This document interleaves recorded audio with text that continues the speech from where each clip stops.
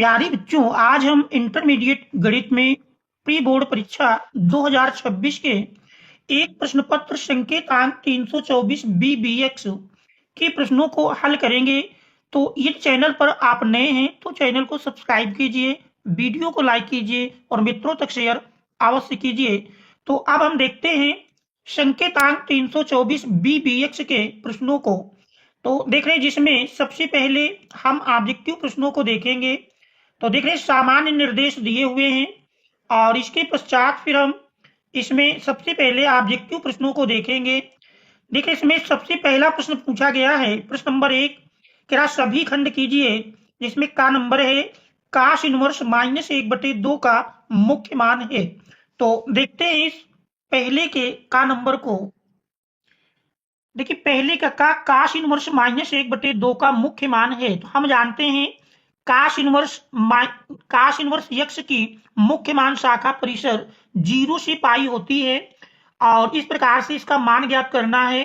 तो देख रहे हैं काश इनवर्स -1/2, चूंकि हमने फार्मूला पढ़ा है, हमारे पास फार्मूला है काश इनवर्स -x इक्वल टू होता है पाई माइनस काश इनवर्स x। तो देख रहे हैं इस फार्मूले का हम प्रयोग करेंगे।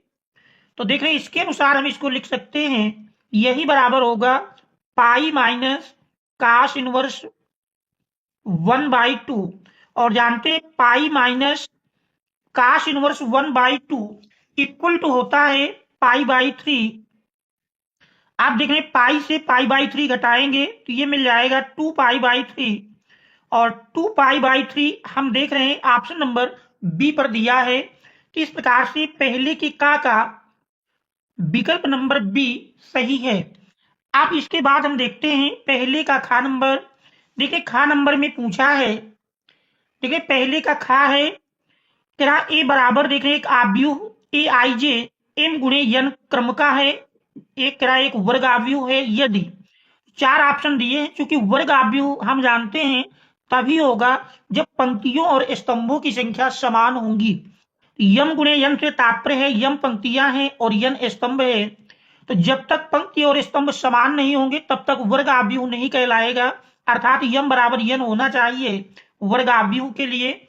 और यम बराबर यन हम देख रहे हैं विकल्प नंबर बी पर दिया है। तो इस प्रकार से एक के खा का विकल्प बी सही है। अब हम देखते हैं प्रश्न 1 का गा। देख रहे हैं 1 के गा में दिया है क्या अवकल समीकरण dy/dx + y tan x = sec x का समाकलन गुणक है। देखिए 4 ऑप्शन दिए हुए हैं। तो देख रहे हैं 1 के गा में अवकल समीकरण dy/dx + y tan x = sec x का समाकलन गुणक पूछा है। तो देख रहे हैं रैखिक समीकरण, मानक रैखिक समीकरण से यदि हम इसकी तुलना करें तो तुलना करने पर आप पाएंगे dy/dx + P Y equal to Q, ये रैखिक अवकल समीकरण का पहले टाइप का मानक रूप है।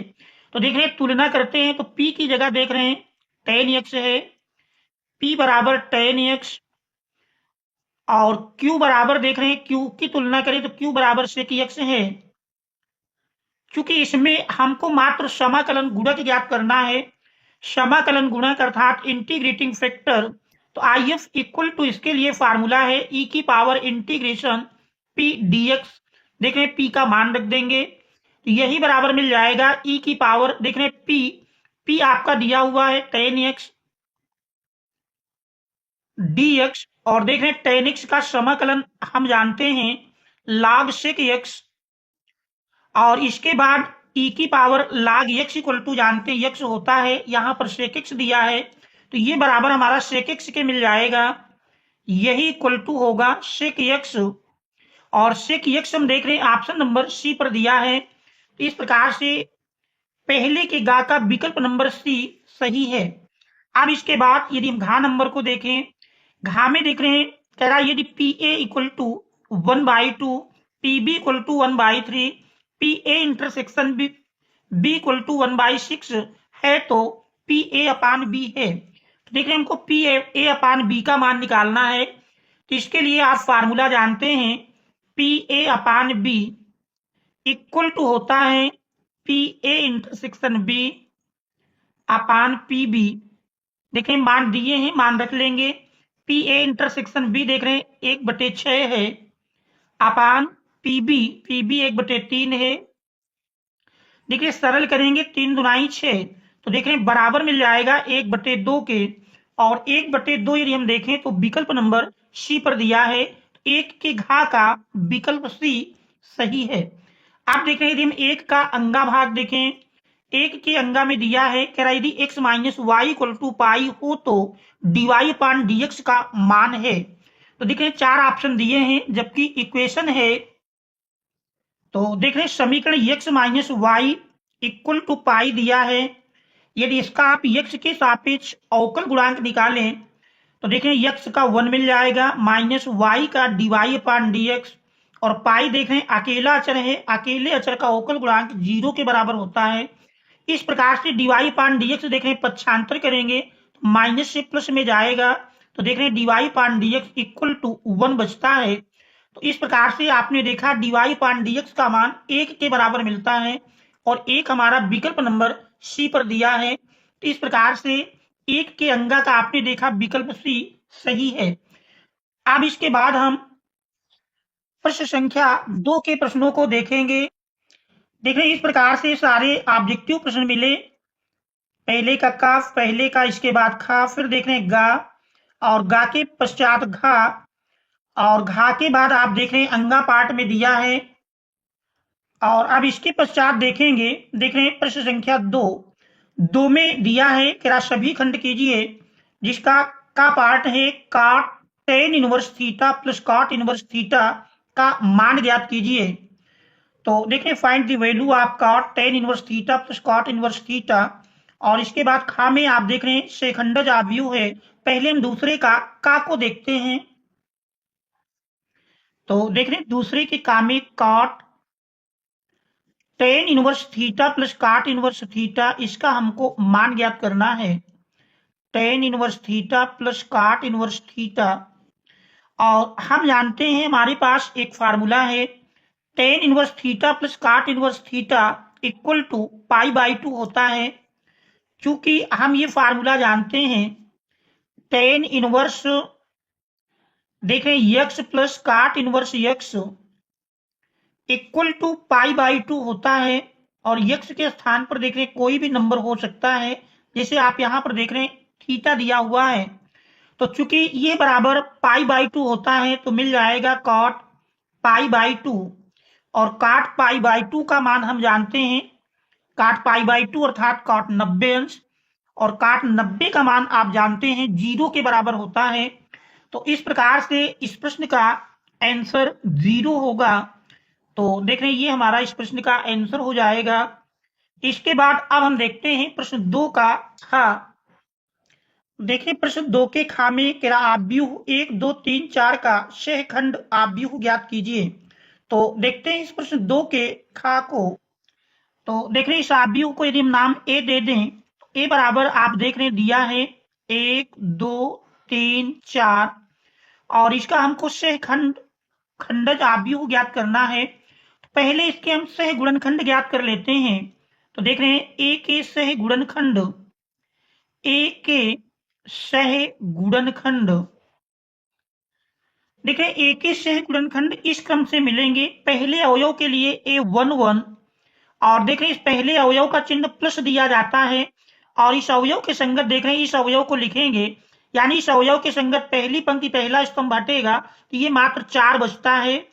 इसके बाद A1 2, देख रहे हैं A1 2 चिन्ह प्लस माइनस माइनस प्लस इस क्रम से चलेंगे, इसके लिए चिन्ह हमारा माइनस मिलेगा, और देख रहे हैं यहां से पहली पंक्ति दूसरा स्तंभ हट जाएगा तो यह अवयव मात्र 3 बचता है। इसके बाद A21 का मान निकालेंगे, देख रहे हैं A21 इसका भी चिन्ह माइनस होगा, और इस अवयव के संगत देखें तो दूसरी पंक्ति पहला स्तंभ हटेगा तो देख रहे हैं मात्र 2 मिलता है। इसके बाद A22, देखें इसमें चिन्ह प्लस आएगा, और इसके संगत यदि देखेंगे तो अवयव 1 मिल जाता है। इस प्रकार से एडजॉइंट ए बराबर होता है ए का सहखंडज आव्यूह, या इसे अंग्रेजी में एडजॉइंट ए कहेंगे। तो देख रहे हैं एडजॉइंट ए इक्वल टू मिलेगा, इसको आप इस क्रम से लिख देंगे। देखें A11 का मान 4 और इसके बाद A12 -3, तो इसको आप यहां पर लिख लेंगे। A21 देख रहे हैं -2 और A22 1, ये एडजॉइंट ए का मान मिल जाएगा। तो ये हमारा इस प्रश्न का आंसर होगा। इसके बाद अब हम देखते हैं प्रश्न 2 का गा। देखिए प्रश्न 2 के गा में दिया है कि सिद्ध कीजिए कि f(x = 2x for all x belongs to r द्वारा परिभाषित फलन if such that r to r एकैकी तथा आच्छादक है। तो देख रहे हैं इसमें हमको इस दिए हुए फलन को एकैकी तथा आच्छादक सिद्ध करना है। तो देखते हैं इस प्रश्न को। देखें फलन दिया है f(x = 2x for all x belongs to r की स्थिति में, और देख रहे हैं if such that r to r, हमको सिद्ध करना है एकैकी तथा आच्छादक है। तो इसमें सबसे पहले तो हम मान लेते हैं कि x1 और x2 डोमेन R के कोई दो भिन्न भिन्न अवयव हैं। माना x1 x2 belongs to R, ये मान लेते हैं। आप देख रहे हैं यदि इन अवयवों का प्रतिबिंब हम समान लेकर चले f(x1 = f(x2), देखिए जैसा कि f(x = 2x है तो f(x1) लिखेंगे, 2x1 मिल जाएगा इक्वल टू f(x2) 2x2। तो देख रहे हैं दो दोनों ओर से कैंसिल कर देंगे तो x1 बराबर x2 मिल जाता है, जो कि ये दर्शाता है कि यदि प्रतिबिंब समान थे तो वो अवयव भी समान है, इसलिए यह एकैकी फलन है। इसलिए यह एकैकी फलन है, एकैकी फलन है। अब हमको इसको आच्छादक सिद्ध करना है। तो आच्छादक के लिए मान लेते हैं, माना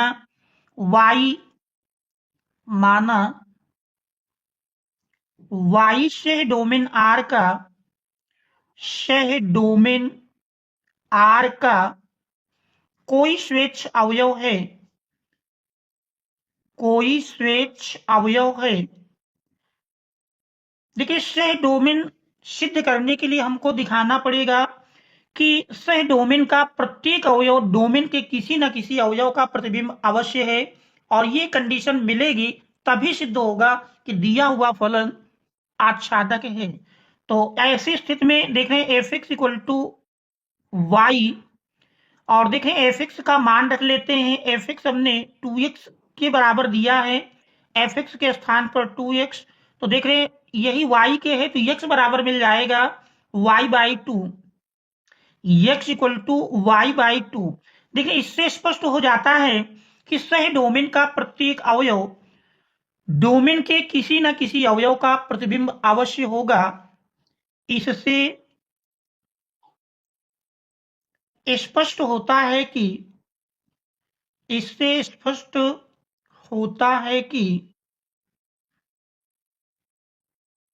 सह डोमेन का प्रत्येक अवयव, बस ये भाषा आपको लिखना है, इससे स्पष्ट होता है कि सह डोमेन का प्रत्येक अवयव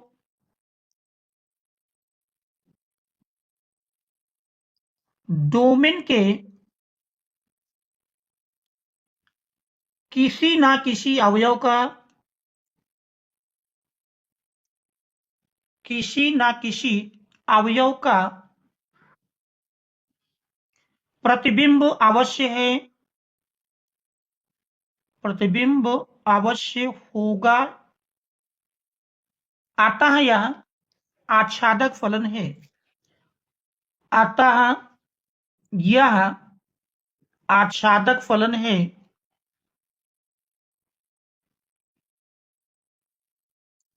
देखिए यही इसमें हमको सिद्ध करना था। तो आशा है कि प्रश्न को आप अच्छी प्रकार से समझ गए होंगे, और यदि कहीं पर भी किसी प्रकार की कोई समस्या आती है तो कमेंट्स के माध्यम से अवश्य आप अवगत कराएंगे। और इस चैनल पर आप नए हैं, अभी तक आपने चैनल को सब्सक्राइब नहीं किया है तो चैनल को सब्सक्राइब अवश्य कर लें, क्योंकि जितने भी सेट हैं, जितने भी संकेतांक कोड के मिले हुए हैं, सभी का हल आप देखेंगे। इसके बाद अब हम देखते हैं अगले प्रश्न को। देखिए प्रश्न 2 के घ में दिया है, कह रहा है यदि vector A equal to I cap plus J cap minus K cap तथा vector B equal to I cap minus J cap plus K cap हो तो ए डॉट बी का मान ज्ञात कीजिए। तो देखिए इसमें हमको ए डॉट बी ज्ञात करना है। तो देखते हैं इस प्रश्न को। तो देख रहे हैं सबसे पहले तो हम वेक्टर ए और वेक्टर बी का मान लिख लेते हैं और इसमें ए डॉट बी निकालना है। तो ए डॉट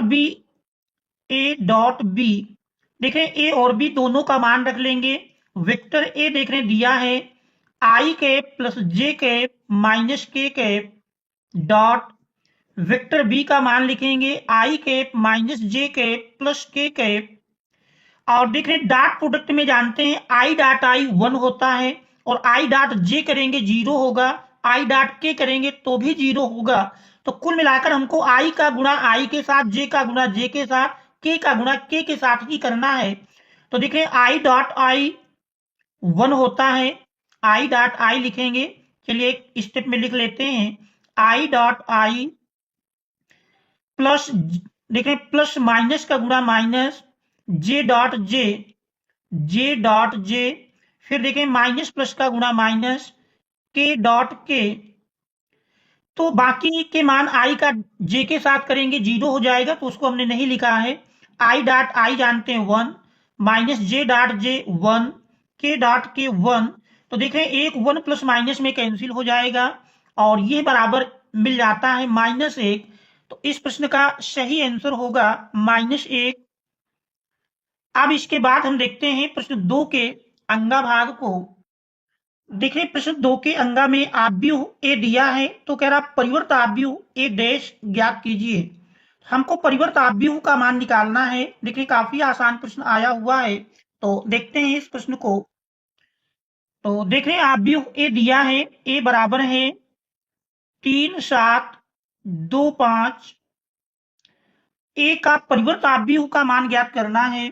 हम जानते हैं ए का परिवर्त आव्यूह बराबर होगा ए का परिवर्त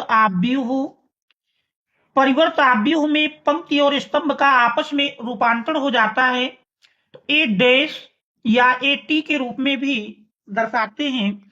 ए डैश बराबर देख रहे मिल जाएगा, सीधे पहली पंक्ति को हम पहले स्तंभ के रूप में लिखेंगे और दूसरी पंक्ति को दूसरा स्तंभ बनाएंगे, तो यही ए का परिवर्त आव्यूह का मान होगा।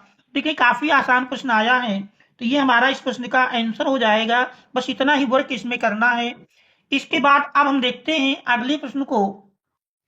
देखिए प्रश्न 3 में दिया है, कह रहा सभी खंड कीजिए, जिसमें का नंबर है, कह रहा यदि sine inverse x plus sine inverse y equal to π/2 हो तो सिद्ध कीजिए कि sine inverse x equal to cos inverse y। देखें ये भी काफी आसान क्वेश्चन आया हुआ था, तो देखते हैं इस प्रश्न को। तो देखें प्रश्न 3 का दिया हुआ है sine inverse x plus sine inverse y equal to π/2। हमको सिद्ध करके देख रहे हैं sine inverse x plus cos inverse y लाना है। तो देख रहे हैं चूंकि साइन इनवर्स x बराबर लाना है, तो साइन इनवर्स x को हम लेफ्ट हैंड साइड में ही रखते हैं और साइन इनवर्स y को पक्षांतर कर देंगे π/2। देख रहे हैं पक्षांतर करेंगे माइनस में जाएगा।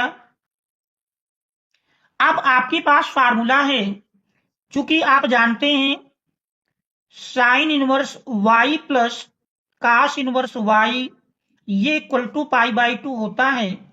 देखिए y के स्थान पर x हो z हो कुछ भी हो, दोनों जगह सेम होगा, तो मान π/2 होता है। तो यहां से देख रहे हैं यदि हम साइन इनवर्स y को पक्षांतर करते हैं, तो देख रहे हैं काश इनवर्स y का मान मिल जाएगा π/2 माइनस साइन इनवर्स y। तो आपने देखा काश इनवर्स यानी π/2 minus sine inverse y equal to मिलता है काश इनवर्स y। तो यही मान यहां पर हमको रख देना है।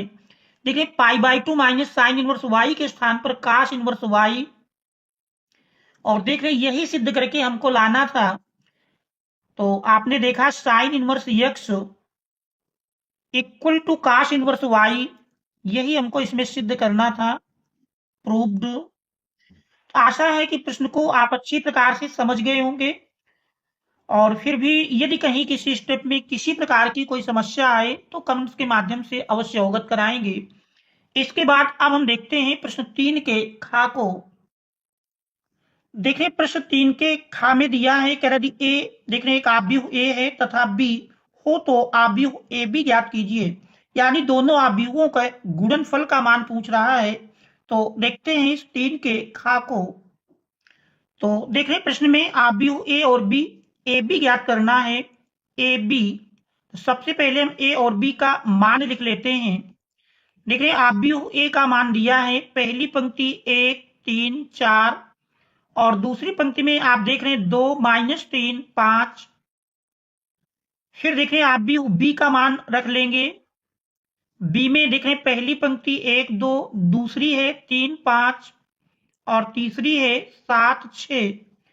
ठीक है, इन दोनों का गुणनफल निकालना है। तो गुणनफल करने की आसान सी प्रक्रिया आप समझेंगे। गुणनफल इस प्रकार से करना है। तो देखिए पहले से हम पंक्ति लेकर चलते हैं और दूसरे से स्तंभ लेकर चलेंगे, अर्थात गुणनफल आपको इस प्रकार से करना है।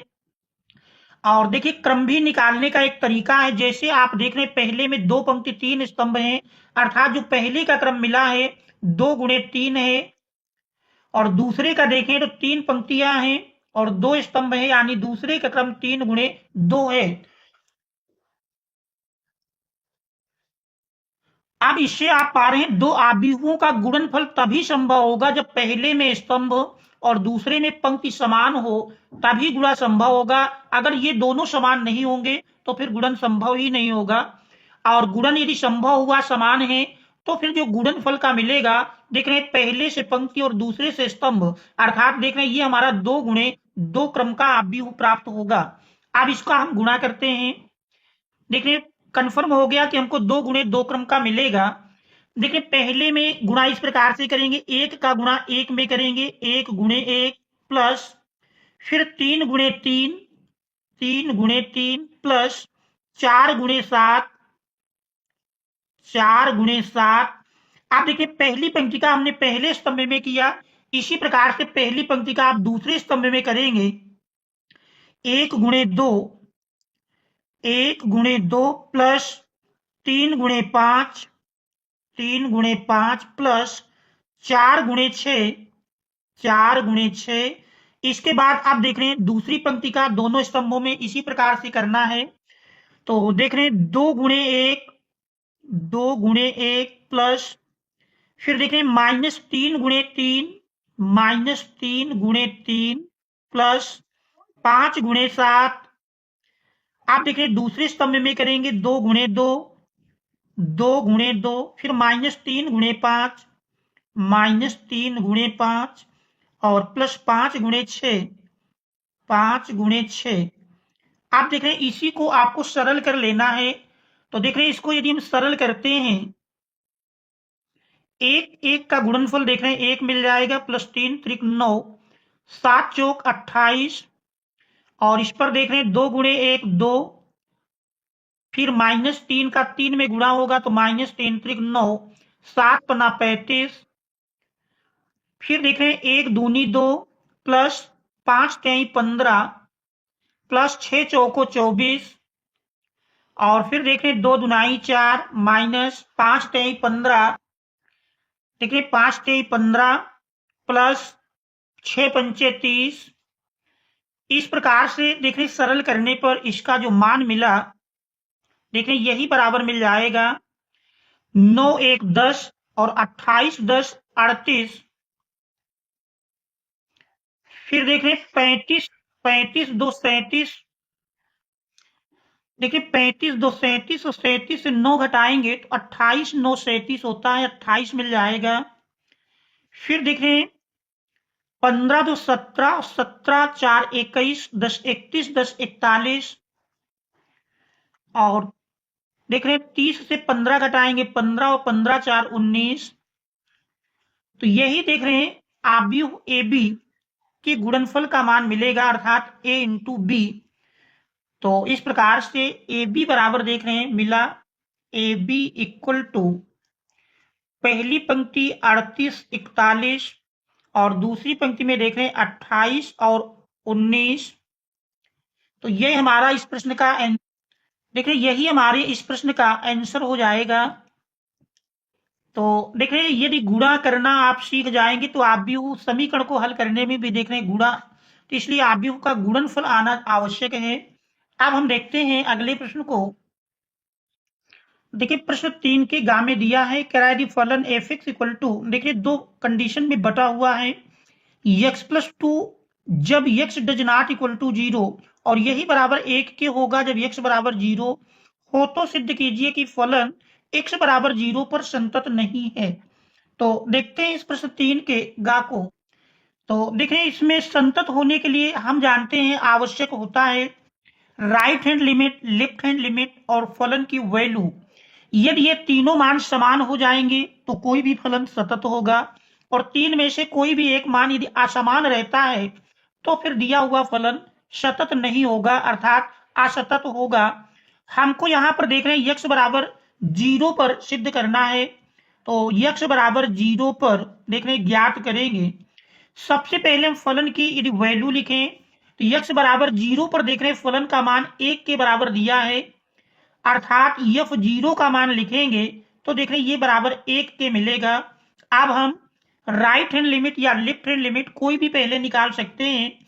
देख रहे हैं लेफ्ट हैंड लिमिट ही लिखते हैं, left hand limit equal to, इसके लिए फार्मूला है लिमिट यक्स टेंडिंग्स टू, देखिए जीरो पर ज्ञात कर रहे हैं तो zero minus right hand limit होती है जीरो प्लस लिखते हैं, तो limit x tendings to zero minus f x, और देख रहे हैं यही बराबर मिल जाएगी limit h tendings to zero f x के स्थान पर zero minus h, zero minus h से तात्पर्य है जीरो के बराबर नहीं अर्थात जीरो से छोटा है। तो देख रहे हैं जीरो के जब बराबर नहीं होगा, चाहे जीरो से छोटा हो चाहे जीरो से बड़ा, उस कंडीशन में हम इस पहले फलन का प्रयोग करेंगे।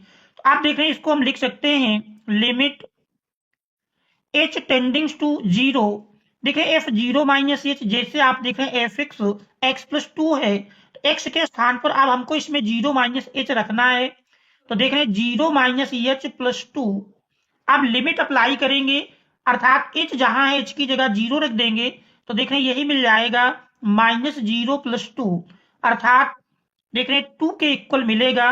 आपने देखा फलन की वैल्यू 1 है और लेफ्ट हैंड लिमिट 2 है, ये दोनों मान समान नहीं आए, तो अब हमको राइट हैंड लिमिट निकालने की आवश्यकता नहीं है। अगर ये दोनों समान आ जाते तो फिर हम राइट हैंड लिमिट भी निकालते, यही दोनों समान नहीं है, तो इससे क्लियर हो गया कि x बराबर जीरो पर फलन सतत नहीं है, क्योंकि left hand limit does not equal to फलन की वैल्यू अर्थात एफ जीरो, इसलिए x इक्वल टू जीरो पर फलन संतत नहीं है। x बराबर जीरो पर फलन संतत नहीं है, संतत नहीं है। तो देखिए यही हमको इसमें सिद्ध करना था, प्रूव्ड। तो आशा है कि प्रश्न को अच्छी प्रकार से समझ गए होंगे, क्योंकि काफी देख रहे हैं आसान प्रश्न आया हुआ है। अब हम देखते हैं अगला प्रश्न 3 का घा। देखिए प्रश्न 3 के घा में दिया है कि उन रेखाओं के बीच का कोण ज्ञात कीजिए जिनके द्विक अनुपात 4 कामा माइनस 3 कामा 5 तथा 3 कामा 4 कामा 5 हैं। हमको रेखाओं के बीच का कोण ज्ञात करना है, तो देखते हैं इस प्रश्न को। तो यहाँ पर रेखाओं के बीच का कोण ज्ञात करना है, दोनों रेखाओं के देख रहे हैं द्विक अनुपात दिए हैं, तो यदि पहली रेखा का द्विक अनुपात देख रहे हैं क्रमशः a1 b1 c1, a1 देख रहे हैं 4 है, b1 का मान -3, c1 देख रहे हैं 5 है, और दूसरी रेखा के द्विक अनुपात a2 b2 c2, a2 देख रहे हैं 3 है, b2 4 और c2 5। तो दो रेखाओं के बीच के कोण का फार्मूला हम जानते हैं, दो रेखाओं के बीच का कोण आता है, दो रेखाओं के बीच का कोण, दो रेखाओं के बीच का कोण,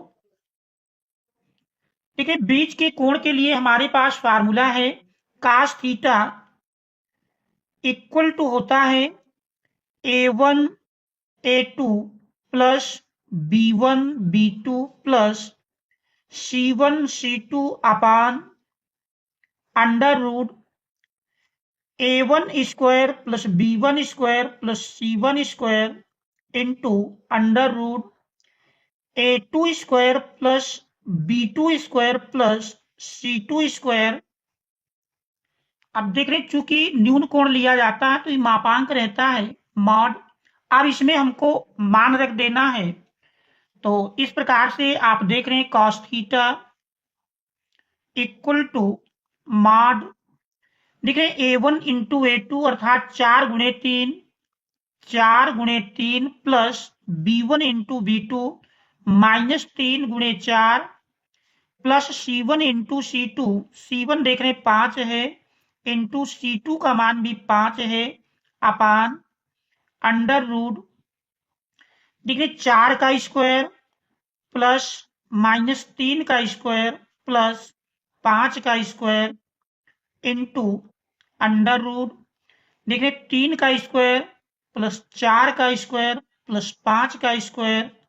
अब इसको हम सरल कर लेंगे, तो देखिए सरल करने पर मॉड 4 तेई 12 माइनस 3 चौको 12 प्लस 5 पचा 25 बटे देखिए अंडर रूट 4 का स्क्वायर 16 प्लस -3 का स्क्वायर 9 प्लस 5 का स्क्वायर 25 इंटू अंडर रूट 3 का स्क्वायर 9 प्लस 4 का स्क्वायर 16 5 का स्क्वायर 25। तो देखें इस प्रकार से इसको सरल किया गया, 12 प्लस माइनस कैंसिल हो जाएगा, तो देखें बराबर मिल जाता है 25 बटे देखें 16 9 25 25 25 50 under root 50 into under root 50 देख रहे हैं अंडर रूट 50 गुणे अंडर रूट 50 अंडर रूट हट जाएगा, तो देखिए 50 के बराबर मिल जाता है कॉस थीटा बराबर, सरल करेंगे 25 एकम 25 25 दुनाई 50, इस प्रकार से कॉस थीटा बराबर देख रहे हैं 1/2 मिलता है। कॉस थीटा बराबर 1/2, कॉस थीटा इक्वल टू 1/2 और 1/2 काश में हम जानते हैं ये काश 60 अंश का मान होता है, यानी काश थीटा बराबर काश 60 अंश, इस प्रकार से थीटा बराबर 60 अंश मिल जाएगा, तो दोनों रेखाओं के बीच का कोण देखिए 60 अंश मिलेगा। रेडियन में लिखते हैं तो π/3 लिख सकते हैं, थीटा बराबर 60 अंश अथवा थीटा बराबर रेडियन में लिखेंगे तो π/3।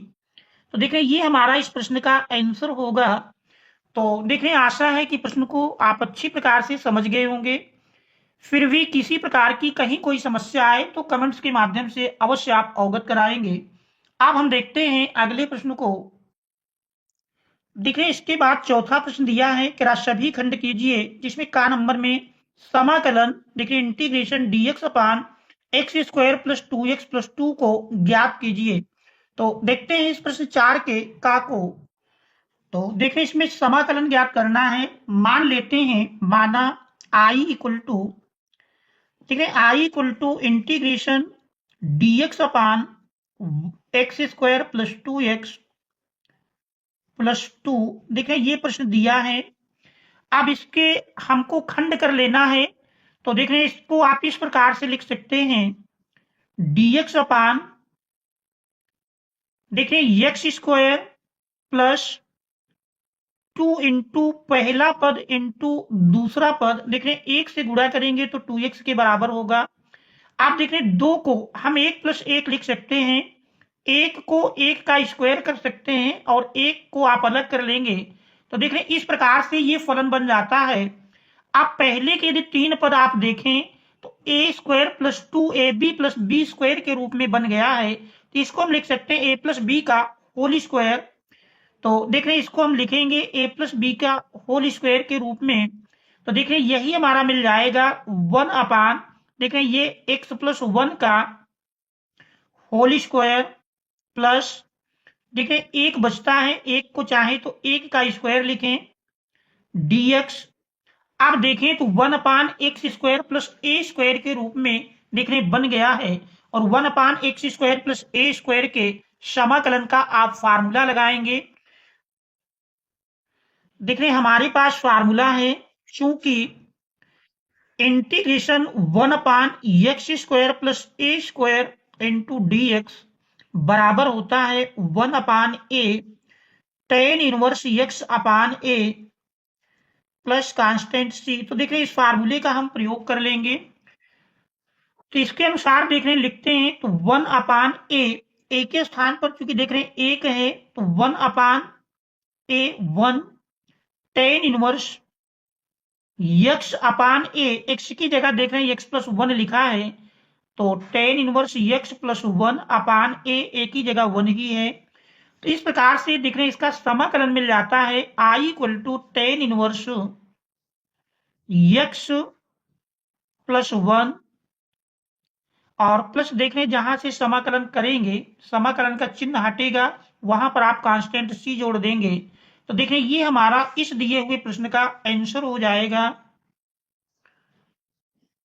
तो आशा है कि प्रश्न को आप स्पष्ट रूप से समझ गए होंगे। ठीक है, यहां पर बस गुणनखंड करना सीखना है। 2 को हमने 1 प्लस 1 लिख लिया और फिर पहले 3 पद a प्लस b का होल स्क्वायर बन गए हैं और होल स्क्वायर लिखने के बाद देखें तो 1/x² प्लस a² का फार्मूला बन जाता है। अब हम देखेंगे अगले प्रश्न को, प्रश्न 4 का खा। देखिए प्रश्न 4 के खा में दिया है कि एक परिवार में 2 बच्चे हैं, यदि यह ज्ञात है कि दोनों बच्चों में से कम एक बच्चा लड़की है तो दोनों बच्चों के लड़की होने की प्रायिकता ज्ञात कीजिए। तो देखते हैं इस प्रश्न को। तो देख रहे हैं एक परिवार में 2 बच्चे हैं, तो यदि लड़की को G से और लड़के को B से प्रदर्शित करें तो देख रहे हैं इसकी प्रतिदर्श समष्टि S बराबर बनेगी। S इस प्रकार से देख रहे पहला बच्चा लड़का और दूसरा बच्चा भी लड़का हो सकता है, या पहला लड़का दूसरी लड़की, या पहला लड़की और दूसरा लड़का, या दोनों लड़कियां हो सकती हैं। तो इस प्रकार से देख रहे हैं कुल 4 ढंग बनेंगे। अब इसके बाद पूछा है कि यदि यह ज्ञात है कि दोनों बच्चों में कम से कम एक बच्चा लड़की है तो दोनों बच्चों के लड़की होने की प्रायिकता ज्ञात कीजिए। तो इसे मान लेते हैं, माना E1 बराबर, माना E1 इक्वल टू दोनों बच्चों के लड़की होने की घटना, माना E1 इक्वल टू दोनों बच्चों के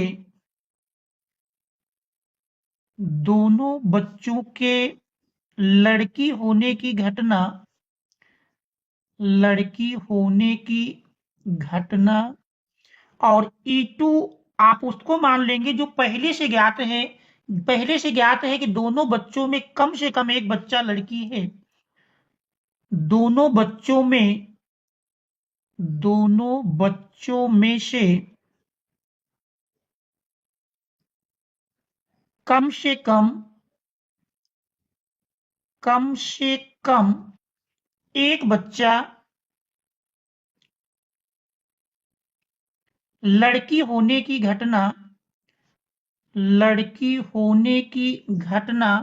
देखिए ये मान लेते हैं। आप देखें E1 को यदि हम लिखें तो देख रहे हैं E1 इक्वल टू मिल जाएगा, देख रहे हैं E1 दोनों बच्चों के लड़की होने की घटना, तो देख रहे हैं 4 में से दोनों बच्चों के लड़की होने की घटना मात्र 1 है।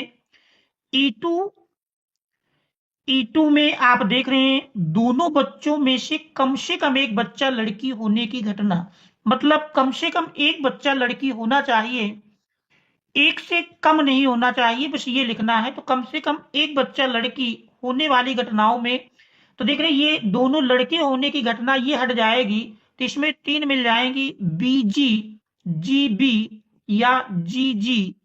तो इस प्रकार से आप देख रहे हैं इनका इंटरसेक्शन लेंगे, E1 intersection E2 equal to मिल जाएगा, देख रहे हैं GG दोनों पर है तो GG।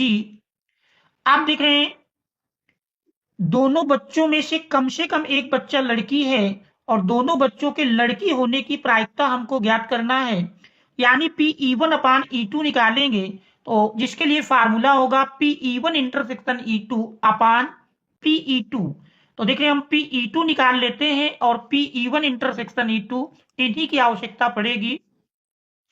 देखिए PE2 का मान लिखेंगे तो PE2 इक्वल टू मिल जाएगा, देखिए NE2 अपान N यस।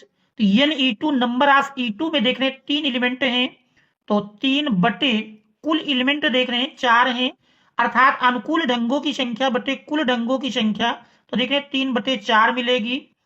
और PE1 इंटरसेक्शन E2 का मान लिखें तो देख रहे हैं PE1 इंटरसेक्शन में मात्र एक अवयव है बटे कुल प्रतिदर्श समष्टि यानी कुल अवयवों की संख्या या कुल ढंग कहें तो देख रहे हैं 4 है। तो अभीष्ट प्रायिकता PE1 अपान E2 हमको ज्ञात करना है। PE1 अपान E2 का मान PE1 अपान E2 और यह बराबर होता है PE1 इंटरसेक्शन E2 अपान PE2। तो देख रहे हैं इस फार्मूले में मान रख देंगे। PE1 इंटरसेक्शन E2 देख रहे हैं 1/4 अपान PE2। PE2 का मान 3/4 है। ठीक है, 4 कैंसिल कर देंगे तो इस प्रकार से आपने देखा PE1 upon E2 equal to मिल जाएगा 1/3। तो यही हमारा इस दिए हुए प्रश्न का आंसर होगा। तो आशा है कि प्रश्न आप अच्छी प्रकार से समझ गए होंगे। ये यूपी बोर्ड एग्जाम में तो लगातार पूछा गया है, तो 2026 की दृष्टि से भी इंपॉर्टेंट होगा। अब हम देखेंगे प्रश्न 4 के गा को। देखिए प्रश्न 4 के गा में शार्डिक का प्रश्न पूछा गया है। वस्तुतः आप देखे होंगे कि शार्डिक आप पढ़े नहीं होंगे, लेकिन 2025 के कई सेटों में शार्डिक पूछी गई है। तो शार्डिक भी यदि आप चाहते हैं पूर्ण अंक प्राप्त करना तो शार्डिक भी सामान्य इस टाइप के प्रश्नों को जरूर सीख लेंगे, क्योंकि एक प्रश्न लगभग कई सारे सेटों में पूछा गया है। 24 में भी आया है और 25 में भी आया हुआ है। क्या शार्डिक का मान ज्ञात कीजिए। तो देखते हैं इस प्रश्न को, समझते हैं कैसे हल करेंगे। तो देखिए शार्डिक सबसे पहले लिख लेते हैं शार्डिक डेल्टा। देखिए पहला स्तंभ दिया है 1 1 1, दूसरा स्तंभ है x y z और तीसरे स्तंभ में देख रहे हैं y plus Z, Z plus x और x प्लस वाई। इस प्रकार से देख रहे हैं हमने शार्डिक को लिखा। अब इसमें शार्डिक का हम प्रगुण लगाएंगे। तो देख रहे हैं यदि हम दूसरे स्तंभ में तीसरे स्तंभ को जोड़ दें या कहें तीसरे स्तंभ में दूसरे स्तंभ को जोड़ कर लिखें तो इसको हम इस प्रकार से लिख सकते हैं। तो देख रहे हैं यहां पर क्रिया करेंगे, C3 के स्थान पर हम लिखेंगे C2 प्लस C3 को, यानी C3 में हम C2 को जोड़ेंगे। तो देखिए यही शार्डिक इस प्रकार से बन जाएगी डेल्टा इक्वल टू, देखिए पहला स्तंभ सेम टू सेम लिखना है 1 1 1 और दूसरा भी आपको उतार लेना है जो भी दिया है, तीसरे को हमको बदलना है। तो देख रहे तीसरे स्तंभ के स्थान पर तीसरे और दूसरे को जोड़कर लिखना है। तो देख रहे x plus Y plus Z जोड़ेंगे तो x plus Y plus Z, फिर देख रहे y plus Z plus X, Y plus Z plus X, फिर देख रहे Z plus X plus Y, Z plus X plus Y. तो देखिए ये जोड़ने पर मान मिल जाएगा। अब यदि आप ध्यान पूर्वक देखें तो तीसरे स्तंभ के देखें सभी अवयव समान हैं। इनको यदि हम कॉमन कर लें तो C3 से देखिए C3 से x plus Y plus Z उभयनिष्ठ लेने पर तो देखिए इस प्रकार से आप तीसरे स्तंभ से x plus Y plus Z को कॉमन कर लेंगे। तो कॉमन लेने के पश्चात देखिए कॉमन हम पहले लिख लेते हैं x plus Y plus z. तो देखिए क्रम इधर लिखा है, क्रम से जानते जोड़ने में कोई प्रभाव नहीं पड़ता है। तो देखिए ये हमने कॉमन किया, पहला स्तंभ सेम टू सेम, दूसरा भी सेम टू सेम आप उतार लेंगे। अब तीसरे में आप देख रहे हैं x plus Y plus z जब निकल जाएगा कॉमन हो जाएगा तो इसका के साथ गुणा में जानते हैं, तो एक तो प्रत्येक संख्या के साथ होता है, एक सब में बचेगा। अब आपने इसमें देखा कि पहला और तीसरा स्तंभ समान हो जाते हैं। सारणी का ये प्रगुण है कि कोई भी दो पंक्तियां या दो स्तंभ समान हैं तो फिर उस सारणी का मान शून्य के बराबर होता है। तो इस प्रकार से देख रहे हैं x plus Y plus z into देखिए सारणी 0 के बराबर मिल जाएगी। चूंकि ये प्रगुण है, आप लिख लेंगे आगे ब्रैकेट में, चूंकि C1 इक्वल टू C3 अर्थात दो स्तंभ समान हैं और दो स्तंभ समान होने पर सारणी का मान शून्य के बराबर होता है। तो इस प्रकार से इसका मान देखिए 0 आ जाएगा और 0 ही इस प्रश्न का उत्तर होगा। तो देखिए सारणी का प्रगुण है, कोई भी दो पंक्ति समान हो जाएं या दो स्तंभ समान हो जाएं तो फिर उस सारणी का मान शून्य के बराबर होता है। तो सारणी की सामान्य जो प्रगुण है इनको आप जरूर पढ़ लेंगे। और इस टाइप का एक प्रश्न लगभग कई सारे सेटों में 24 में भी पूछा गया, 25 में भी देख रहे हैं आया ही है। अब हम देखेंगे इसके बाद अगले प्रश्न को। देखिए चौथे के घा में दिया है सदिश 7i कैप प्लस जे कैप माइनस 4k कैप का सदिश 2i cap plus 6j cap plus 3k cap पर प्रक्षेप ज्ञात कीजिए। तो देखते हैं इस प्रश्न को। तो देखें 4 के घा में सदिश, पहले सदिश को मान लेते हैं vector A. Vector A equal to 7i cap plus J cap minus 4k cap, और दूसरे सदिश को वेक्टर v इक्वल टू मान लेंगे 2i cap plus 6j cap plus 3k cap. आप देखिए पूछा है पहले सदिश का दूसरे सदिश पर प्रक्षेप। तो इसके लिए यदि आपको फार्मूला याद है तो बहुत ही आसान प्रश्न है, बड़ी आसानी से फार्मूले में रख देंगे। तो इसके लिए देख रहे फार्मूला है वेक्टर ए का वेक्टर v पर प्रक्षेप। देखिए ये फार्मूला होता है vector A dot vector v अपान माड वेक्टर v। तो ध्यान रहे जिस पर हमको प्रक्षेप निकालना है उसी का मापांक अपान में मिलेगा। अब हमको देख रहे इसमें मान रख लेना है। तो देख रहे मान रखेंगे यही बराबर मिल जाएगा। वेक्टर ए देख रहे दिया है 7i कैप प्लस जे cap minus 4k cap dot vector b देख रहे 2i cap plus 6j cap plus 3k cap upon देख रहे माड बी अंडर रूट बी का मापान देख रहे आई के गुणांक का स्क्वायर 2 का स्क्वायर प्लस जे के गुणांक का स्क्वायर अर्थात 6 का स्क्वायर प्लस के गुणांक का स्क्वायर देख रहे हैं के का गुणांक सदिश बी में 3 है 3 का स्क्वायर। अब इसको सरल कर लेते हैं। तो देख रहे डॉट प्रोडक्ट की क्रिया जानते हैं, आई का आई के साथ ही गुणा करना है। 7 का गुणा 2 में किए देख रहे 7 दुनाई 14, फिर प्लस 1 का गुणा प्लस 6 में होगा 6 कम 6 माइनस देखिए 4 का गुणा 3 में किए 4 3 12 बटे देखिए अंडर रूट 2 का स्क्वायर 4 प्लस 6 का स्क्वायर 36 प्लस 3 का स्क्वायर 9। तो देखिए और सरल करेंगे 14 6 20, 20 से 12 घटाएंगे तो देखिए 8 मिल जाएगा। तो इस प्रकार से 8 बटे देखिए 36 9 45 और 45 4 49, 49 का वर्गमूल लेंगे 7 मिल जाएगा। तो इस प्रकार से देख रहे हैं ए का सदिश बी पर प्रक्षेप का मान 8 बटे 7 के देख रहे बराबर मिलता है। वेक्टर ए का वेक्टर बी पर प्रक्षेप देखिए बराबर 8 बटे 7। तो ये हमारा इस दिए हुए प्रश्न का आंसर होगा। तो आशा है कि प्रश्न को आप अच्छी प्रकार से समझ गए होंगे और किसी भी प्रश्न में किसी स्टेप में कहीं कोई समस्या हो तो कमेंट्स के माध्यम से अवश्य अवगत कराएंगे। और यदि चैनल पर आप नए हैं, अभी तक आपने चैनल को सब्सक्राइब नहीं किया है तो चैनल को सब्सक्राइब अवश्य कर लें ताकि अन्य कोड के संकेतांकों का हल भी आप तक आसानी से पहुंच सके। Thanks all of you for watching. शेष प्रश्नों को हम अगले सेशन में पार्ट बी में लेकर आएंगे। Thank you.